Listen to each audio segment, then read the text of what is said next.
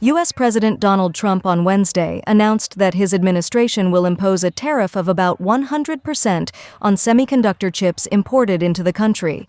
But he said that will not apply to companies that are building factories in the United States or have made a commitment to do so in the country. The good news for companies like Apple is if you're building in the United States or have committed to build, without question committed to build in the United States, there will be no charge.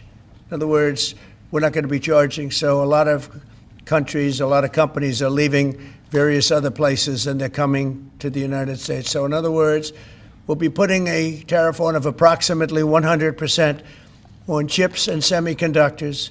But if you're building in the United States of America, there's no charge, even though you're building and you're not producing yet in terms of the big numbers of jobs and all of the things that you're building. If you're building, there will be no charge. So I just want everyone to know that. And I didn't even tell you that inside. We discussed the concept, but I didn't. So it's a big factor. The announcement is expected to hit semiconductor chip makers and exporters to the U.S., though many major players said they will not be impacted as they already have had operations or pledged investments in the country.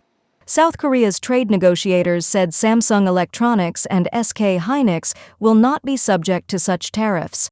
Asian equities rose in the morning as markets largely shook off the latest tariff threats from the U.S. administration, including the tariffs on chips and an additional 25% tariff on India over purchases of Russian oil.